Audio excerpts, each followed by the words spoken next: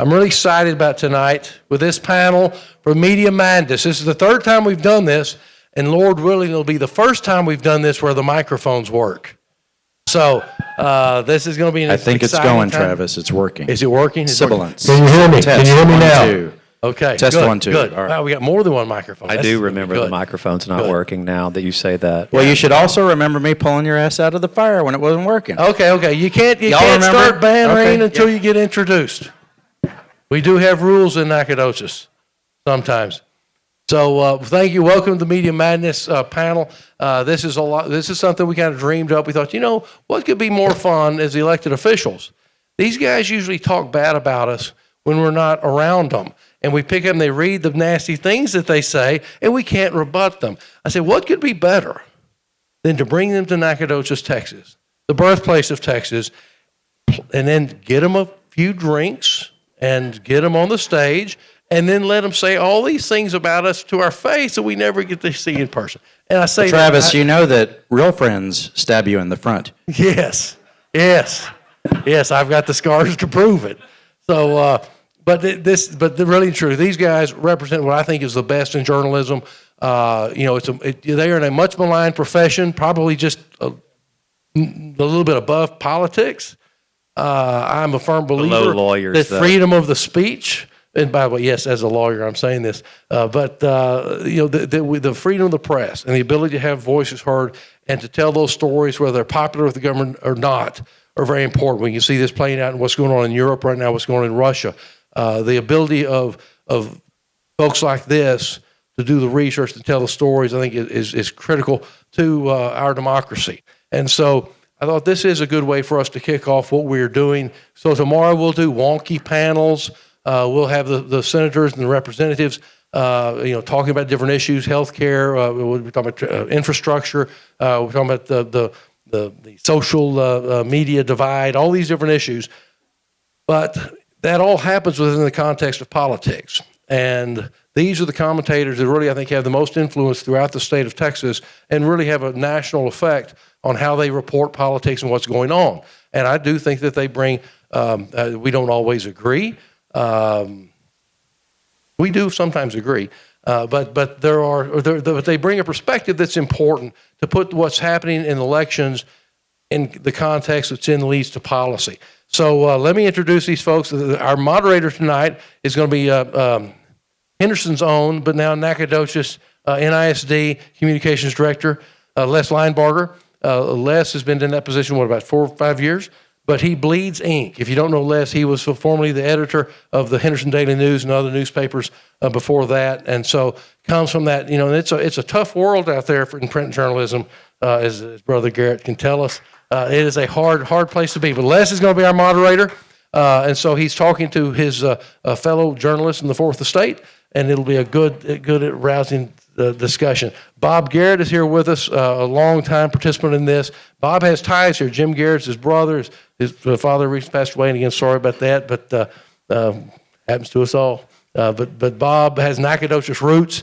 It's not hard to get Bob to come back home. And so it's good to have Bob here. Dallas Morning News. He is in Austin, but he's the you can correct this, but he's the head honcho of the Dallas Morning News political stories. Jim Henson is here with us, University of Texas, Texas Tribune, all sorts of stuff. You can't flip on the TV in Austin and not see Jim Henson.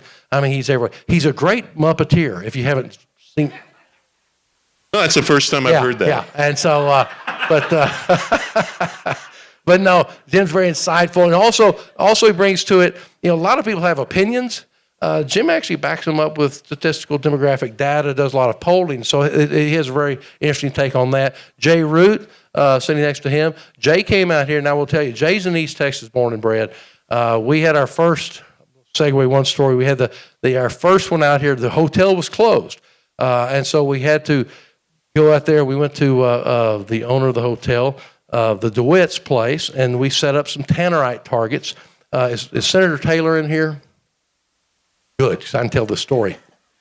So now senators get deferential treatment. I see our 3 of our senators right here, and 2 of them are house trained, which is good. Nathan, we're going to have to coach you up. You got a ways to go.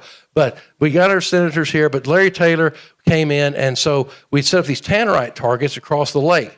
And, I mean, there's a reason you have a federal agency, alcohol, tobacco, and firearms. It's like peas and carrots. Those things go together. And so we're out there and we're shooting. And Jay, so it really struck me. Taylor's trying to hit this target. He shoots 7 or 8 times. He couldn't hit his butt with both hands. And handing the gun to Jay Root, who Jasper, I got this right, Jasper, Liberty. I will tell you, fellas that shoot really good at night, you have to wonder about their hunting practices.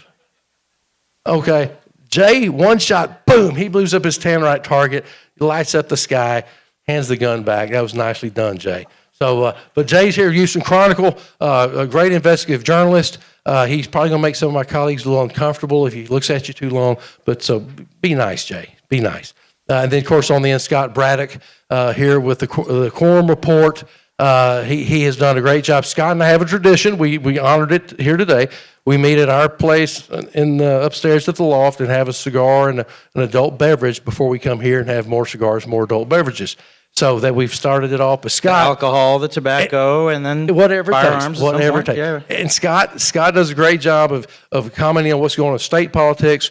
But what I'd like you guys to do, since I'm going to pitch this over to you, since you are the moderator, just tell us what's going on in the world. What's the political zeitgeist in Texas? What do the primaries mean? What are the runoffs going to do? What's going to happen in the general? Just share your wisdom, gentlemen. Thank you for being here. All right, thank you, Travis. Let me check the time. Well, I'm sorry, our media panel's over. And let's be clear about something first before I dive off into this. He was mentioning, he was gesturing in this general direction about this immense amount of journalism talent up here. Since the first day of baseball season today, baseball's back. Here's the comparison. These guys play in the majors. I play for a semi-pro team sponsored by J. Bob's Liquor Store.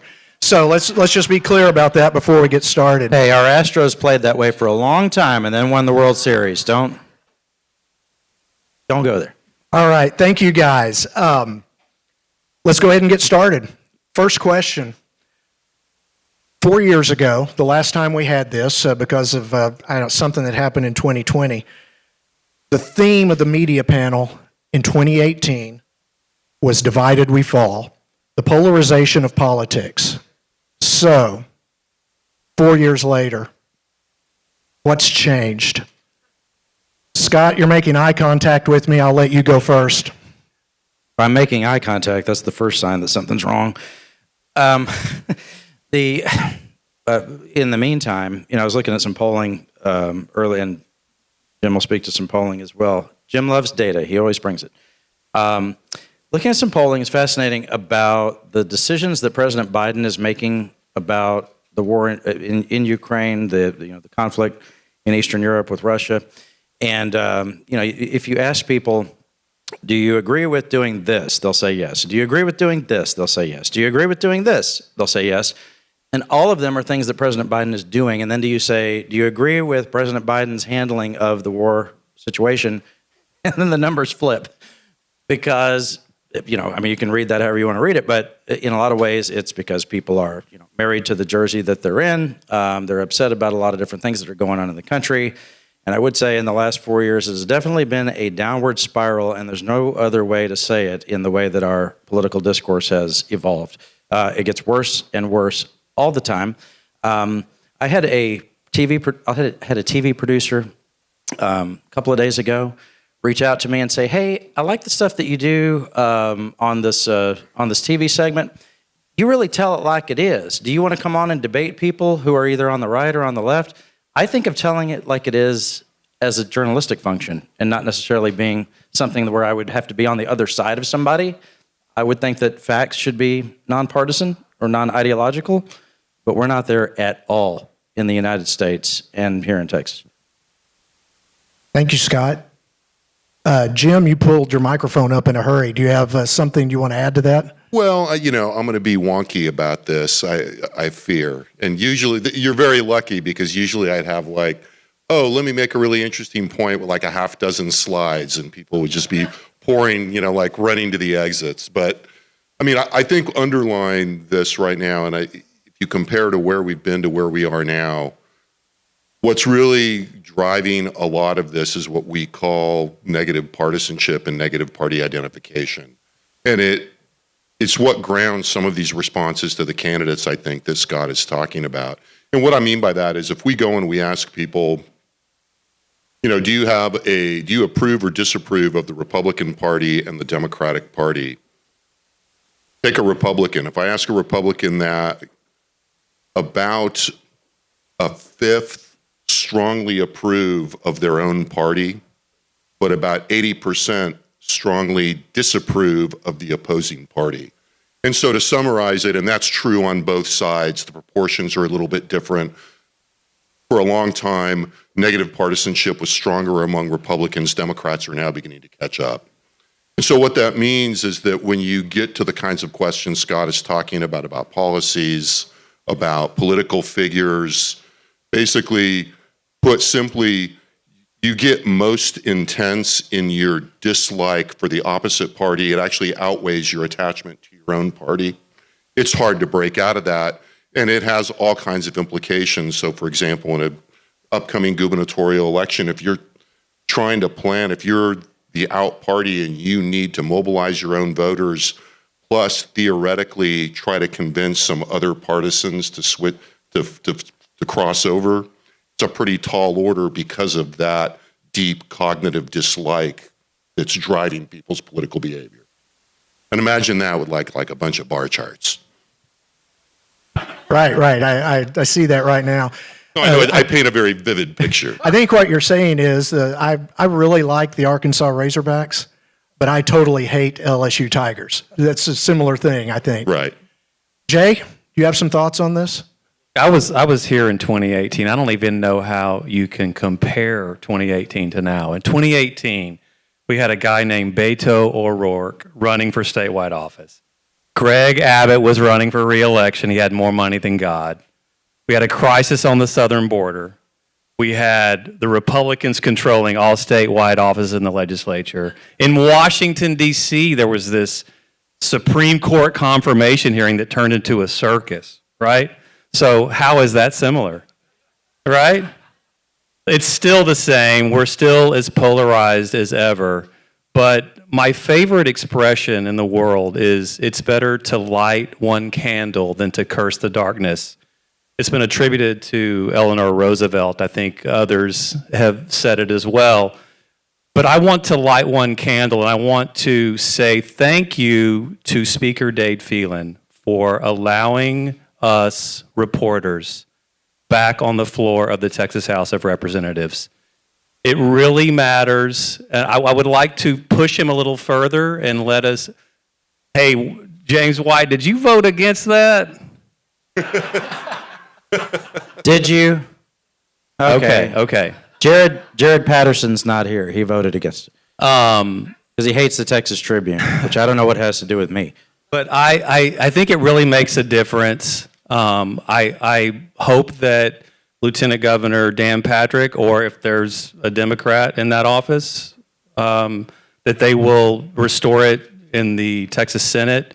I know it's not an issue that gets a lot of attention, but it really matters, and it really was an improvement. And I think for me, that is something that is better than what happened before, which is that we weren't allowed on the floor for a while. Thank you, Jay.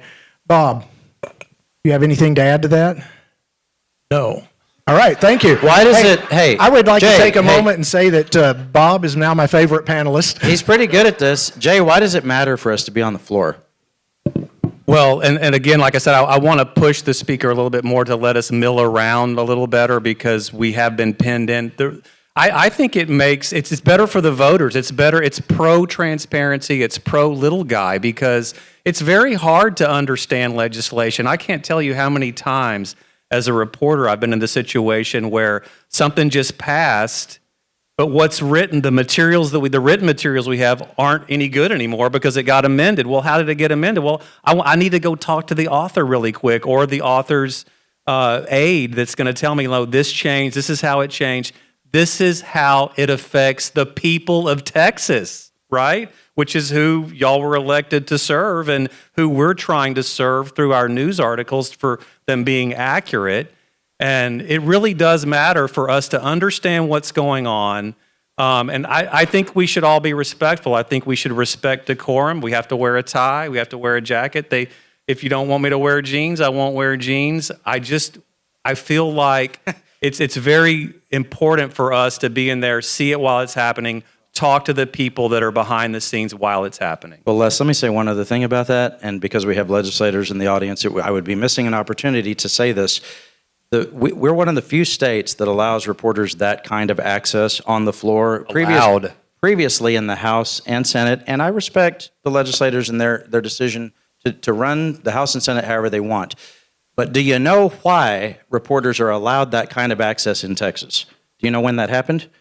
It was after the Sharpstown scandal, when a bunch of lawmakers lost their offices because there was a scandal, and I won't go into all the detail, but it was because there was a lot of things happening in the dark. Right? And the more you can have journalists in the mix, the better people act, period. And by the way, I've had corporate lobbyists who work in various states in Texas and other places say that when journalists are there with the lawmakers, they act different. And they don't mean that they act worse, they act better when we're watching what they do. All right, Scott, I think you almost veered us off into a journalism course, maybe sophomore level because you invoked Sharpstown. So thank you for that.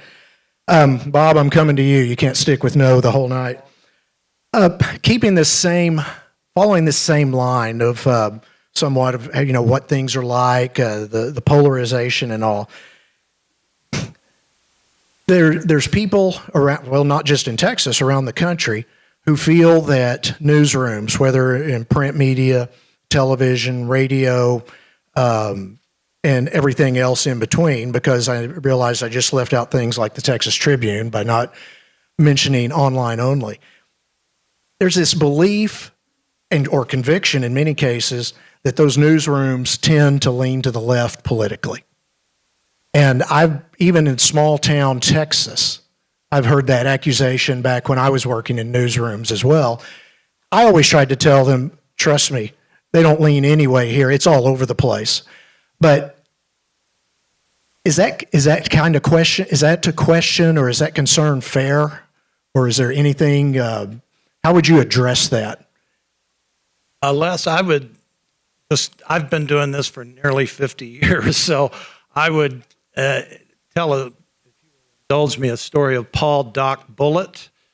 And when I was a kid, I grew up in Louisville, Kentucky. My parents were from Texas, but I grew up there and it had a great local newspaper.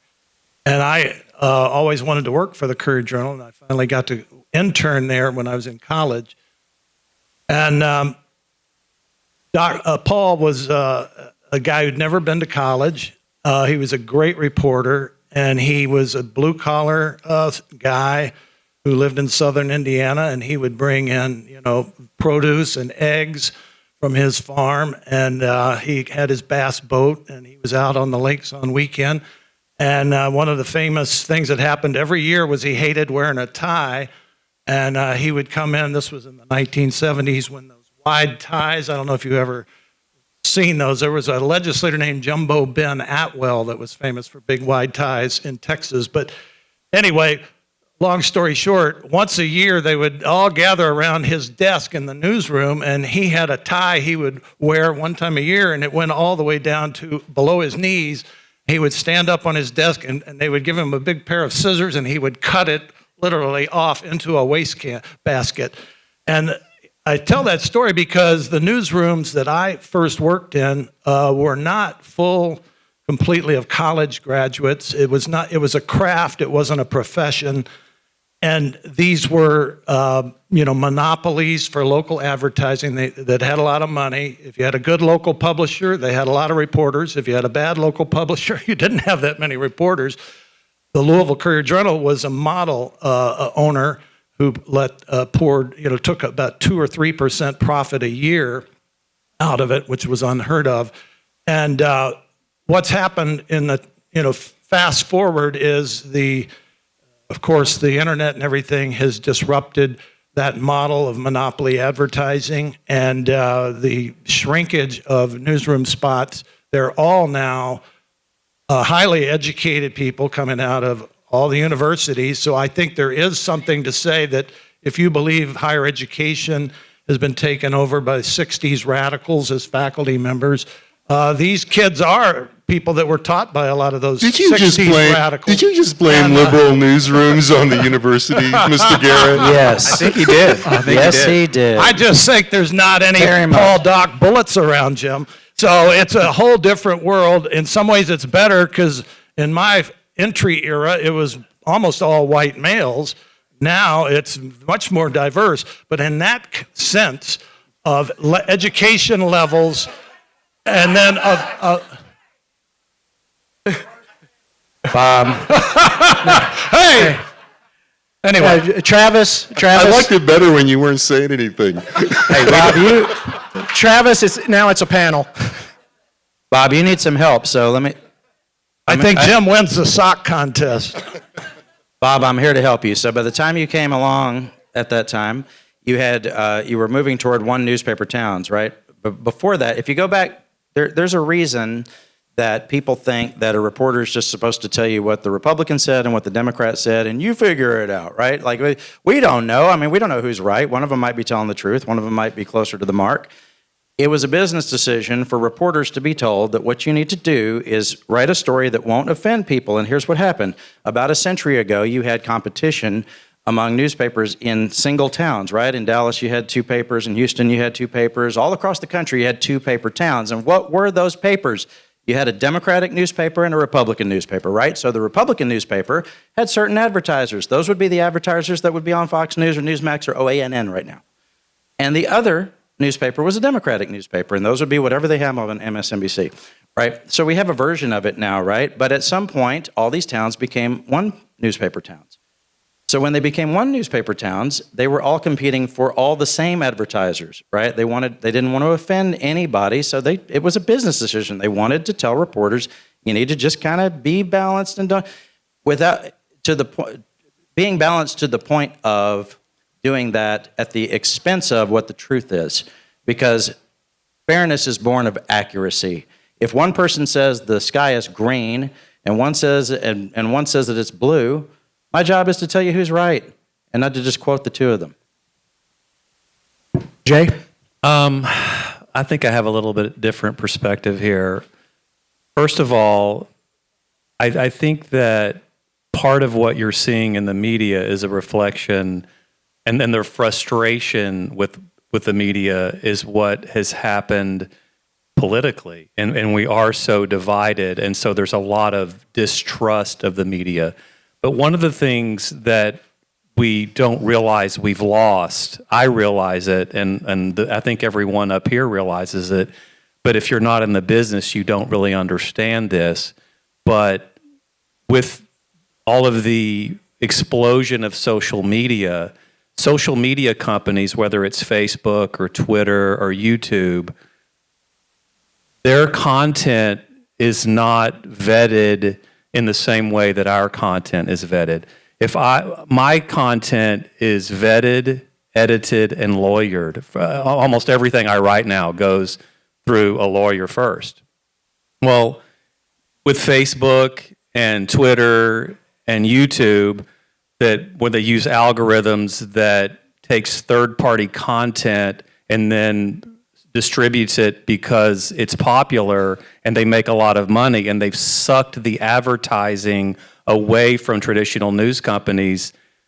It's not only that they don't face the same vetting, the main thing is they don't face any liability for third-party content. So if I've written about you and you're in this audience, you probably got a fact-checking call from me saying, look, this is what I have you saying. Is that accurate? Did I quote you accurately? All of that. That doesn't happen on some Facebook post, some third-party Facebook post. And they're not liable. They are exempt from liability under Section 230 of the Communications and Decency Act. And because of that, that has contributed, in my opinion, to this polarization, because Democrats go to Democrat-friendly audiences, Republicans go to Republican-friendly audiences, and the, call it if you want to, lamestream media, I'm a part of that. Mainstream media, I would call it. You can call it lamestream if you would like. It's vetted, edited, and lawyered, and we're losing all the advertising, and we've lost something huge that people don't even realize they've lost it. Here's another way to say that good information you have to pay for. Bullshit is for free online. See, you know, that I just got edited right here. Right. Thank you. That is my title, you know. Yes, that would not have appeared in the pages of the Henderson Daily News or Herald Tribune. Jim, I know we've been talking newsroom-related things, but I didn't know if you needed 60 seconds for rebuttal to what Bob accused you of. Yeah, personally, yeah, I've trained many liberal reporters.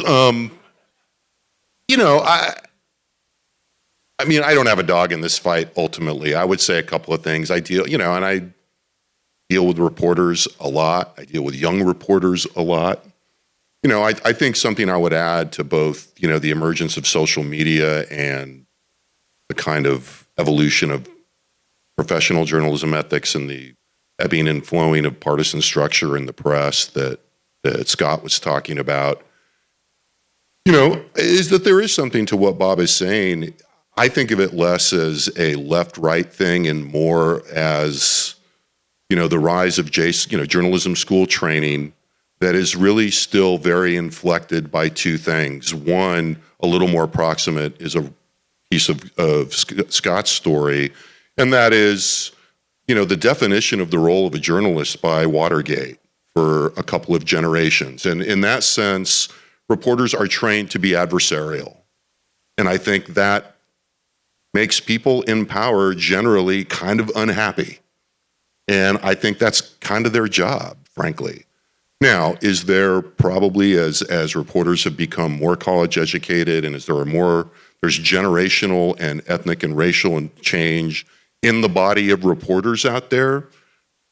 Yes. I mean, if you could put a bunch of, young 20-somethings, in a bucket of water like a bunch of apples you're bobbing for and grab one up by the hair and pull them up, the random draw is going to be somebody that is probably a little more left in their persuasion.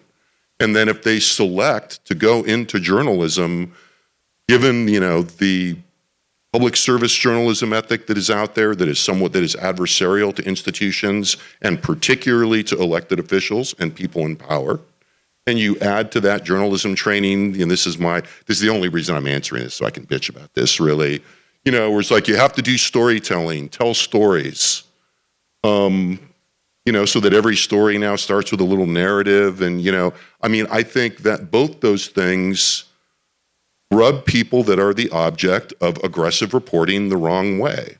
I don't expect people to like it.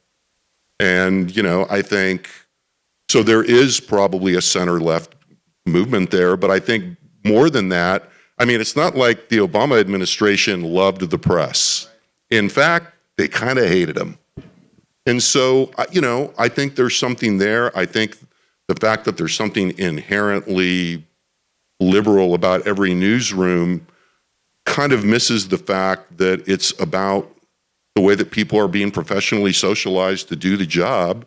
And nobody, most of the time that you're the object of these guys doing their job, it's probably not because they're telling a good human interest story. One last question related to the media. And Scott, you kind of dove off into this talking about, these communities, and especially the larger cities, becoming one newspaper towns, needing to soak up as much of that advertising as possible. But here's the question, and we've got some guys with some different backgrounds up here in the media they've worked in. Right now, Bob and Jay are with what I would consider traditional print media newspapers, Dallas Morning News and Houston Chronicle. although Jay has worked for Texas Tribune in the past. Scott works for Quorum Report, a newsletter, subscription newsletter that's been around, predates the internet when it literally was a newsletter.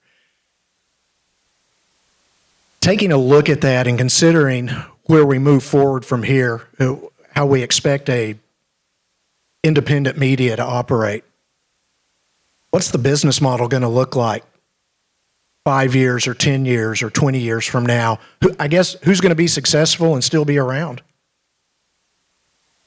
Scott, I'll let you dive off in that because you introduced the topic in the first place. It's always okay to blame me. That's what Travis said. I know.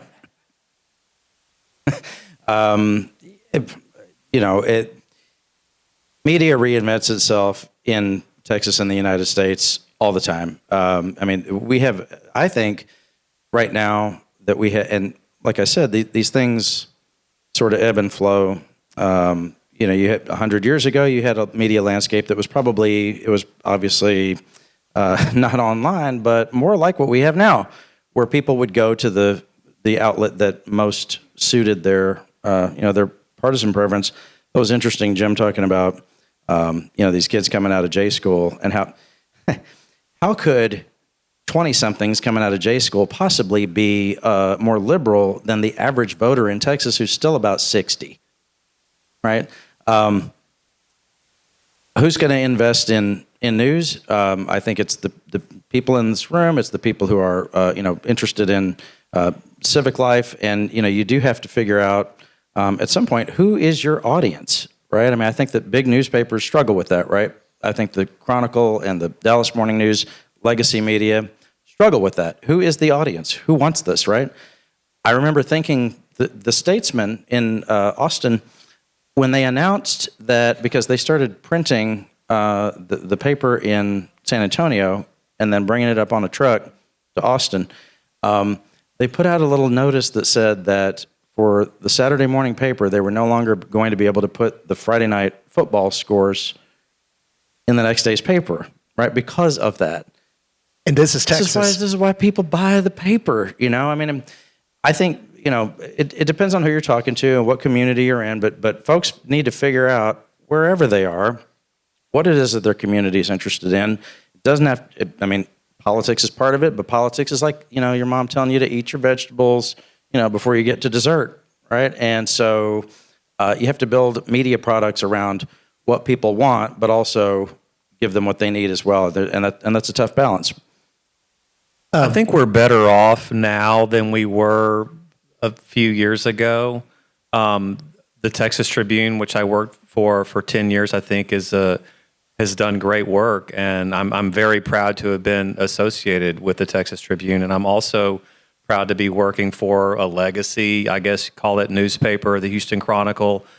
We have lost quite a lot. There are a lot of communities, there are news deserts out there, and this has real impact. I see some members who in the audience who have been in the legislature for a long time. I see you over there, Representative Dutton, and I know that you can remember a time when the press corps was much bigger, much, much bigger.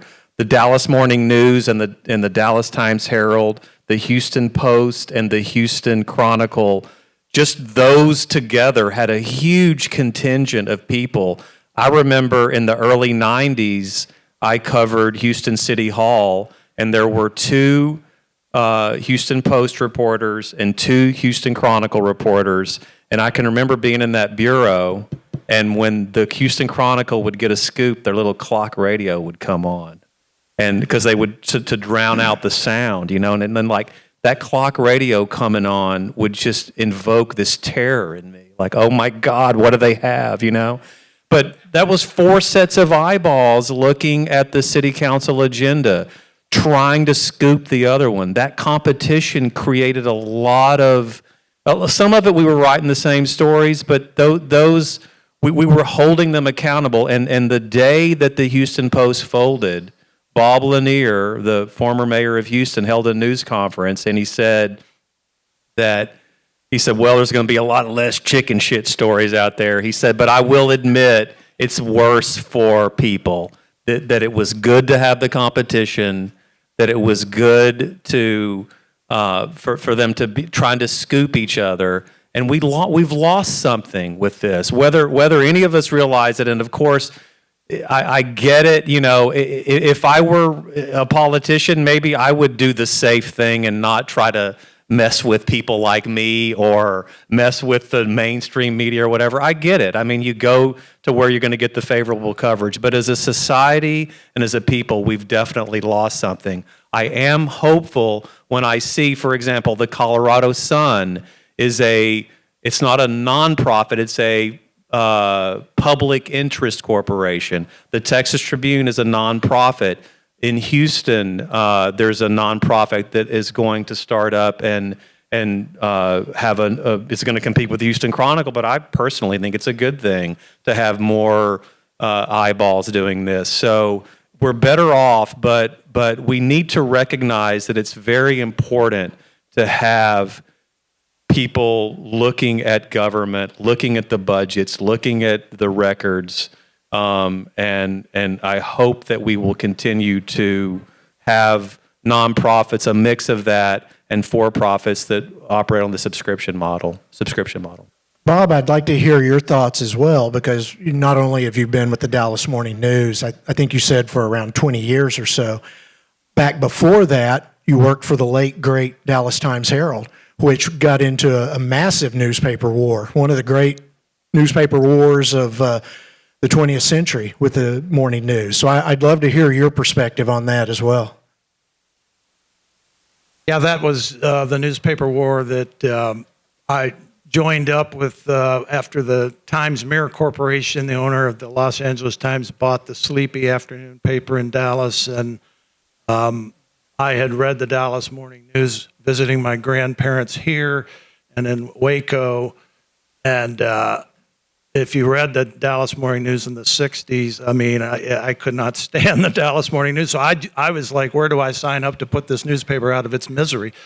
And we had a great run at the Dallas Times-Herald, but unfortunately, that big corporation in Los Angeles lost the Midas touch that it had had up to that point and blew two markets that had entered, Dallas and Denver.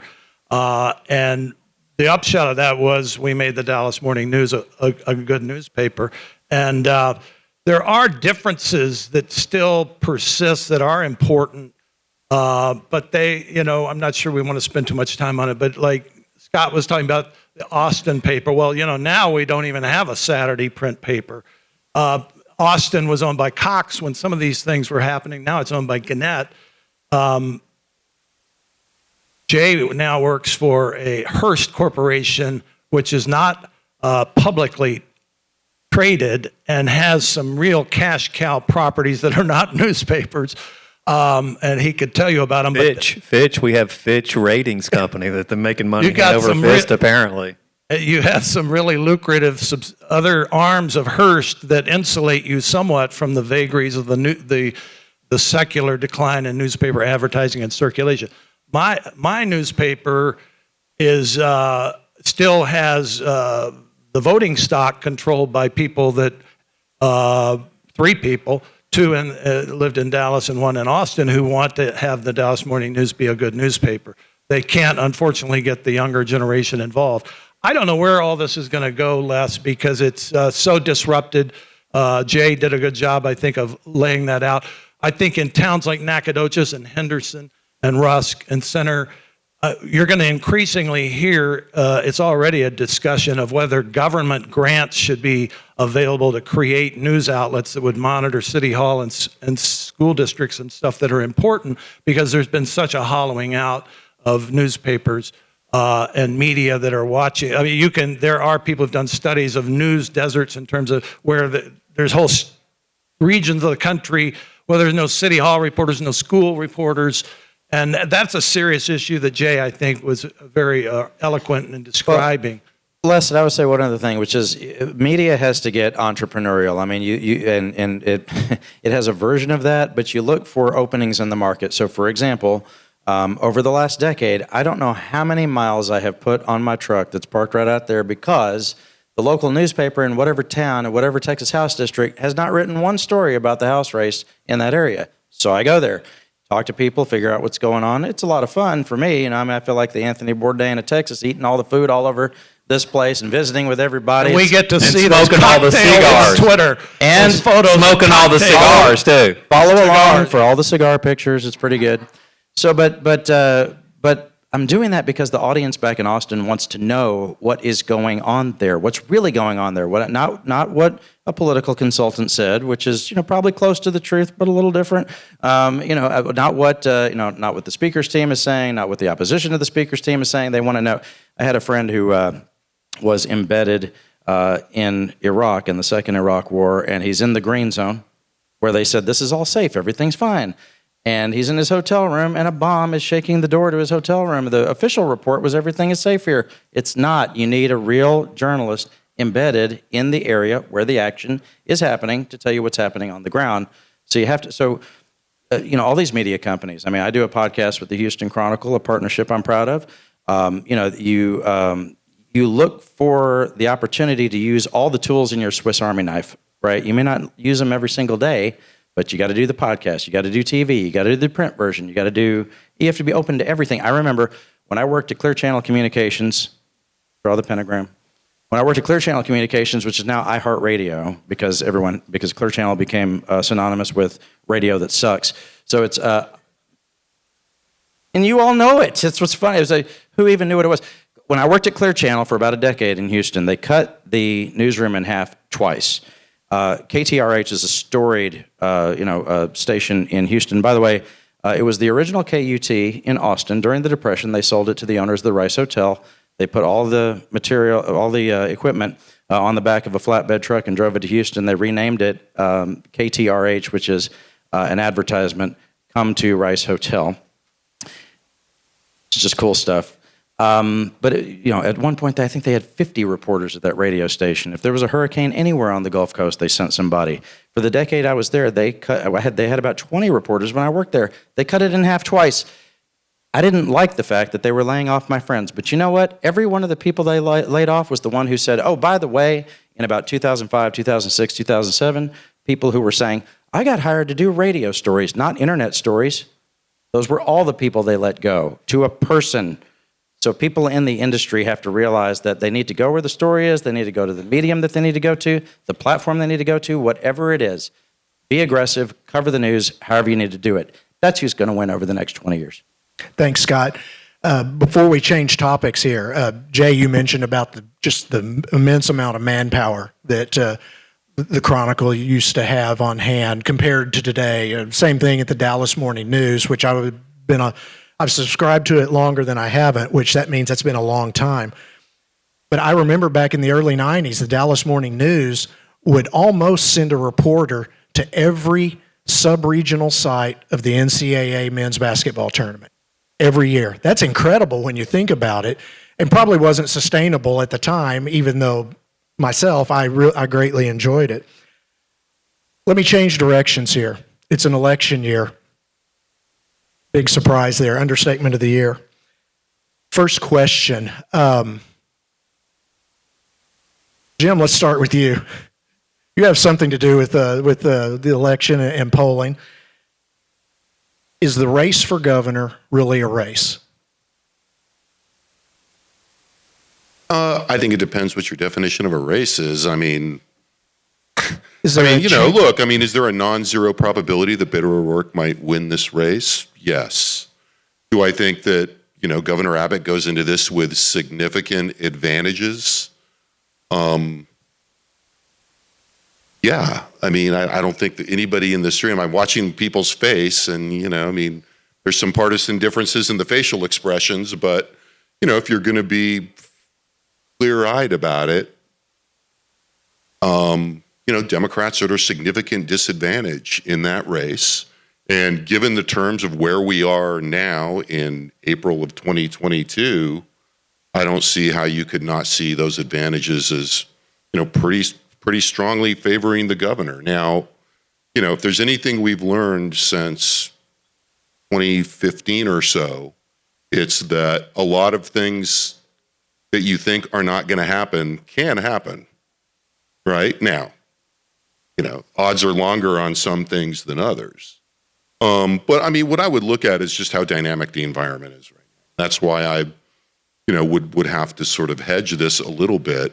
And this goes back to, since we have a panel of journalists, I mean, for a long time I worked very closely, with Ross Ramsey, who's going to retire from the Texas Tribune, in putting together the UT Texas Tribune poll. And part of that process would be, we would put together a polling instrument. We would meet with Ross and go through and talk about what was in there and kind of hammer it out. And one of the things that came up a lot through about 2015 is that we have a bunch of questions that we insisted as, sort of academics on the poll that were trend questions, that were things like the right track, wrong track number, what do you think about the state of the economy? And there were times when Ross would look at the trend data and he'd kind of say, he wasn't pushy because Ross is a nice guy, but he'd say, look, this stuff doesn't change very much. If you guys don't want to ask it anymore, I'm fine with cutting it out and putting something sexier on here. Ross would not have said sexier, but that's what he meant.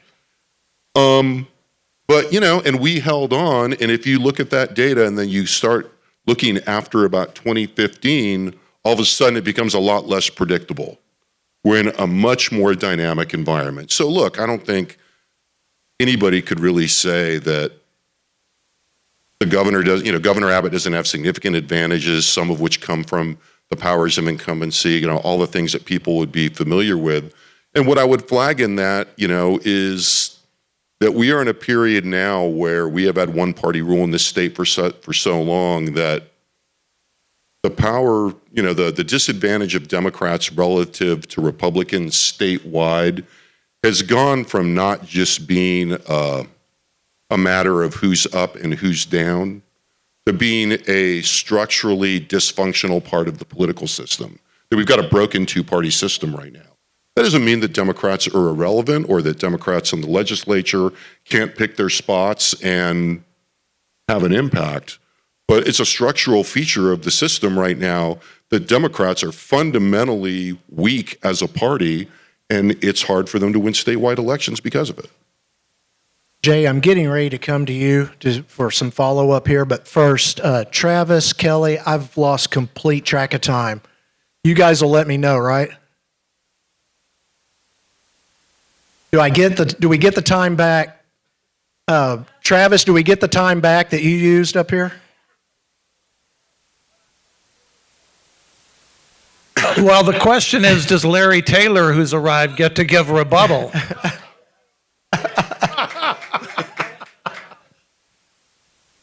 All right, back to the panel here. Jay, do you have some follow-up to that? Not really. I'm going to say that you mentioned Ross Ramsey. Ross Ramsey said, "Don't predict the future." I think we as reporters, not as a columnist or an editorial writer, which you're fine to go off and state your opinion, but I think we should pretend like there always is a race and spend a lot less time worrying about the horse race aspect of it.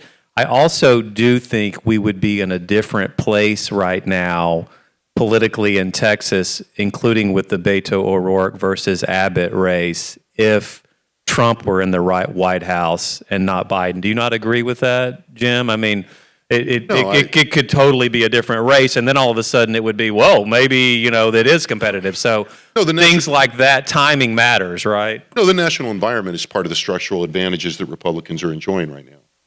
And if in 2014, how much money did Wendy Davis have? 30, roughly, 40 million? I would say about 40 million spent on her behalf. And that was the first midterm after Barack Obama's second victory. And in 2018, Lupe Valdez closed the deficit. Wendy Davis lost by about 20 points, and Lupe lost by, 13? Yes. And how much money did she have? And was she a better candidate? No. And so what happened in 2018 was Trump did affect that structural advantage for the Republicans. And what do you have this year? Mega money on both sides, a candidate challenger who will work and got a sophisticated campaign, unlike in 2018 Democrats. And but I think everything seems lined up in an adverse way on the national markers of gas prices and inflation and popularity of Joe Biden. Taking a look at what's going to come next, what's most immediate, the runoffs in May. What about the race for Attorney General? And anybody jump in there between George P. Bush and... I got one line about that. It's oh no. Here we go. pinstripes against prison stripes. Bob Garrett. He goes blue at midnight. Have I missed any races that folks should be watching, especially in May in the runoff?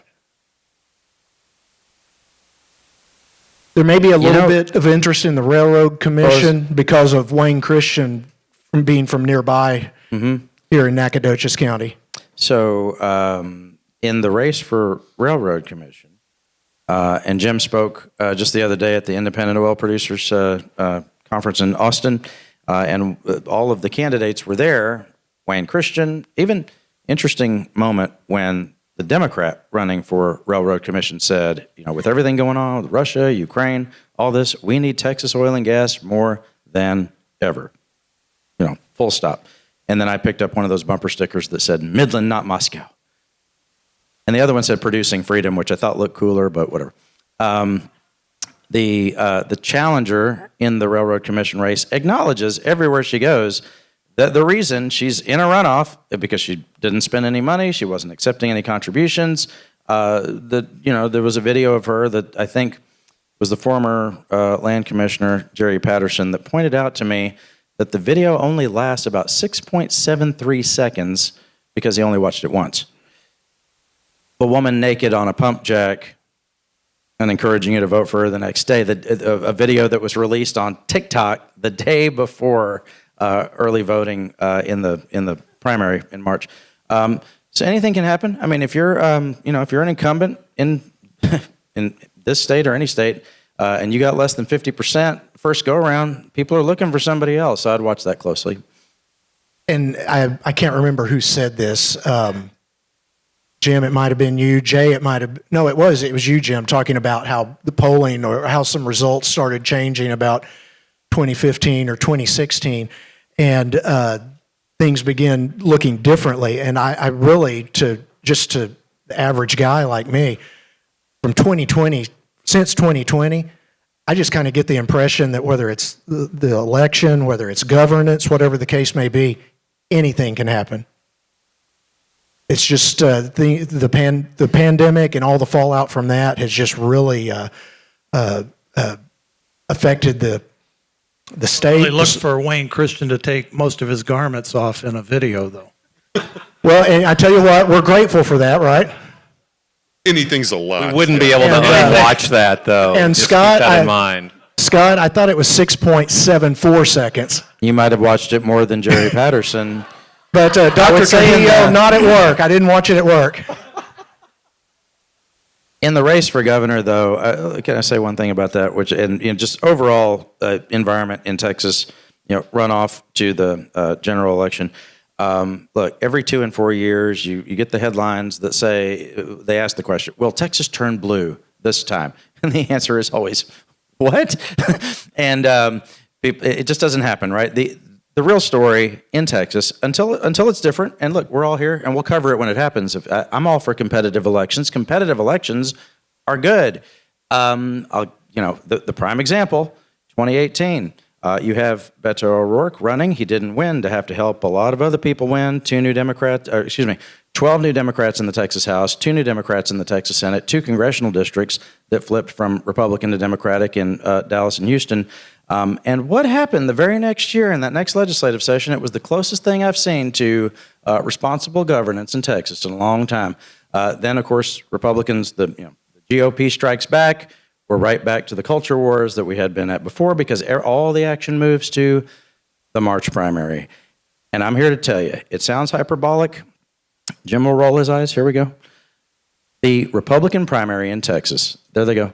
The Republican primary in Texas is the most important election on earth that no one pays attention to, because you have about 500,000 to 750,000 people who make the decisions about the policy prescriptions that will be implemented for about 30 million Americans directly, and then how many states pick up the legislation that we pass in Texas and do it in other places. You're probably getting to around 80 million, 100 million Americans. They're copying our abortion bills right now, all over America, all over the place.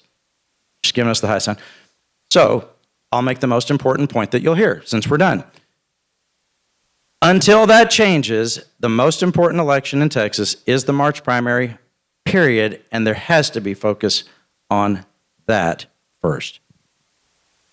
Let the record show I'm not rolling my eyes. A fly buzzed by him.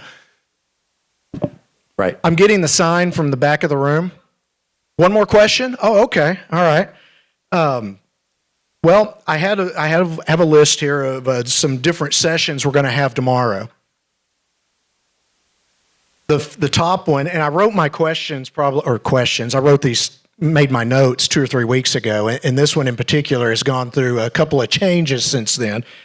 But one of the sessions tomorrow that's going to be here at the Lone Star Legislative Summit, and Kelly told me to mention this, be sure to keep your badge for in the morning, is going to be on immigration. And a lot of things have happened over the past few years on immigration. A lot of things have happened over the past 40 years on immigration. A lot of things happened yesterday on immigration. Which one of you guys wants to tackle that first? Bob's looking straight at me, so we're going to go with him. But I did cover the governor's press conference yesterday, but give me a question, Les.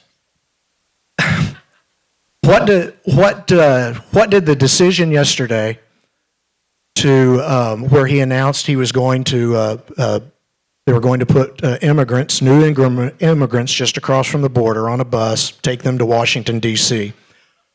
What did that accomplish? It'll be interesting, Les, to see how many immigrants get on buses voluntarily to go outside of Texas, much less to Washington, D.C. That's going to be interesting to see whether Chief Nim Kidd of Texas Division of Emergency Management has any takers. The other thing the governor announced is going to be a lot of commercial vehicle inspections by DPS on the ports of entry bridges. And then he announced some maneuvers and putting out of razor wire and low water crossings. He says he's going to have more announcements next week. This all happened while the Senate had a new committee on border security had hearings, and we learned about how the costs of this thing have not only, when we got finished legislating last year after, 237 days, Travis, we had more than quadrupled border security spending, but in the brief time since we stopped legislating in October, I think it was, we now have another $1 billion that wasn't accounted for the National Guard just to get through this fiscal year. So we're now up to $3.9 billion, and then we have to pay for the Guard presumably in the following year in the 2-year cycle. So all of this stuff going on is quite expensive, but I don't think it's hurting Greg Abbott, and it certainly didn't hurt him in his primary, and we'll see whether it hurts him at all in November. Let me jump on that a little bit. Look, immigration and border security is the Rosetta Stone of Texas politics right now. If you look at polling data, a couple of different points, and I could reel this off, imagine the bar charts again. We ask in every poll, what is the most important problem facing Texas? Like clockwork, for more than the last 10 years, more than 50% of Republicans say immigration or border security. That number will get above 60, sometimes approach 70. So at a time, and this really does connect, and this is why I think it's so central to things we've already talked about. At a time when you have one party dominating the political system so much, and there are disagreements and divisions, as some people in this room will attest to, immigration and border security is the great unifier. You're in a room full of Republicans, particularly Republican voters. You want to get their attention. You want to get them on the same page. Start talking about border security. And we keep seeing the limits to that extended. As people will know, depending on how you want to measure it, the state budget labeled under border security tripled in the last session, from about $1 billion to over $3 billion. Think about that. And those of you that follow politics, show me something else where you've ever seen the budget increase that much. But this National Guard thing, on the current course, it'll be $5.3 billion Right. for this biennium. Right. And so when we ask Republicans after the session, or we ask Texans, do you think the state should spends about the right amount, should spend more, should spend less on border security? Again, more than half of Republicans say we're not spending enough. It is the key issue for Republican candidates, particularly if you're running statewide, but I would say probably for legislative candidates. You know, you want to do something interesting, go to YouTube, look at campaign ads from the governor down to dog catcher, and you'll find people finding a way to Republican candidates finding a way to campaign on border security. And it works, right? It works. But, and part of it speaks to the problem that Democrats have. Did you notice that there were 2 Democratic congressmen, one from Laredo, the other from McAllen, who signed on to this letter to President Biden? However, have you noticed the huge disconnect that no one ever talks about, which is the demand side? Who is taking all this dope? Who is hooked on opioids, and where did they start? And so, and where is the hard dope coming across? It's not coming across the river. It's coming across the bridges. It's coming across the ports of entry, hidden in little compartments. There are people that are staffing that. We have federal officers, CBP officers. None of this matters, mind you, because nobody cares to talk about the details and the fact that we had a drug war for years and years and years on the federal side. It's like we discovered it in Texas, right? But does it work to focus on just the supply side? And you can say, oh, yeah, well, it's fentanyl. We got to stop the fentanyl. Well, the fentanyl is coming across in tiny little packages in cars that's going across bridges, right? And then who's hiring all these people? Who's hiring all these undocumented workers?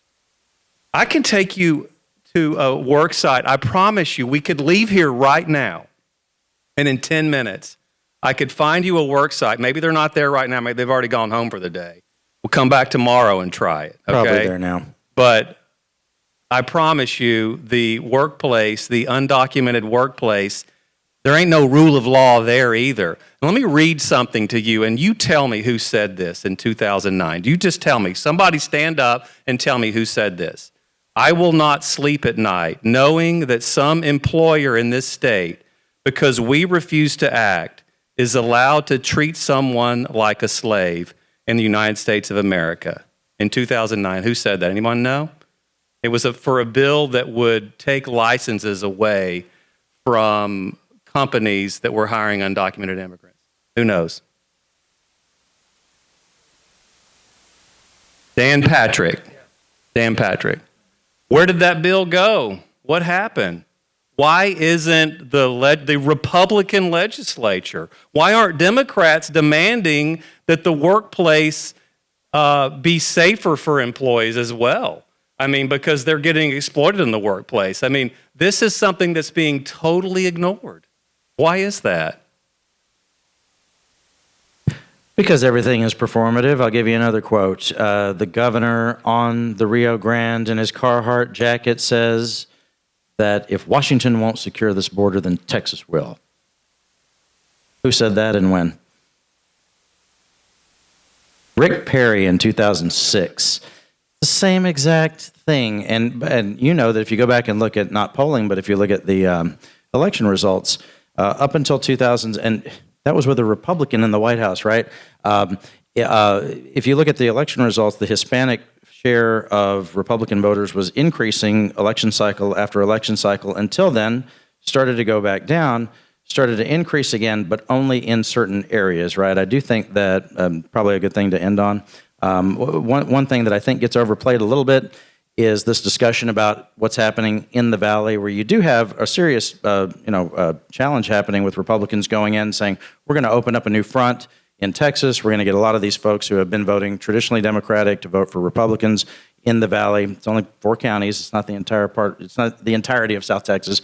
But you do have some cultural things that are happening there. You do have a lot of folks who, and the dirty secret about immigration and illegal immigration with the Hispanic vote is that at some point people are not migrants anymore; they're Americans, and so those are the people who came after me, right? So you'll have a continuing debate about that. We'll see how far they get with that. I would say that it would be an interesting moment for the Republican Party in Texas to have, if those are moderate Democrats who are willing to vote for Republicans, that would mean we'd have a lot more moderate Republicans in Texas, which would be a good thing. Travis, I'm going to ask one more thing really quick. No, I've got that right here. That's on his other. Larry Taylor can't shoot, is what he said. hey, Larry wasn't in here. Larry. let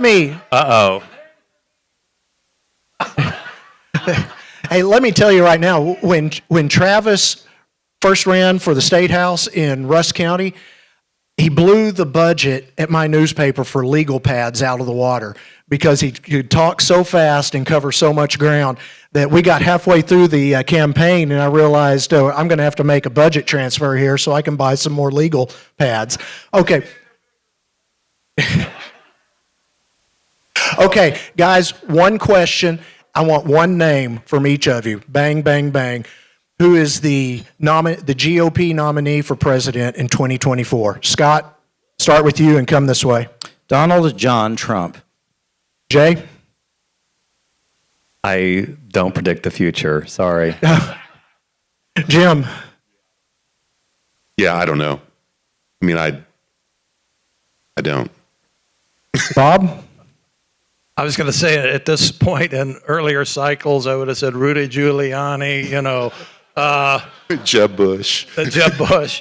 I guess I would just differ from Scott, would say Ron DeSantis. He does seem to be on a roll, and it's very daunting, I would think, for Dave Carney or anyone in Abbott's camp to try to write a scenario where they can overtake Ron DeSantis. Well, I was just saying, The nastier way to ask that question would have been to say, "Tell me who's not going to be the candidate." yeah, right.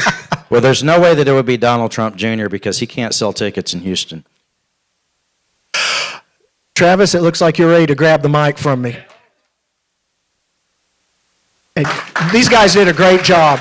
Man, it was an honor to be up here with you. Thank you all. All right, well, I think this concludes tonight's festivities, Kelly, Wayne, right? So thank you for being here tonight. Please make your way to SFA tomorrow for the rest of the Lone Star Legislative Summit. Gentlemen, thank you all for being here and your insight on this. Thank you for being relatively kind in your comments towards us and the elected class. So let's call it a night.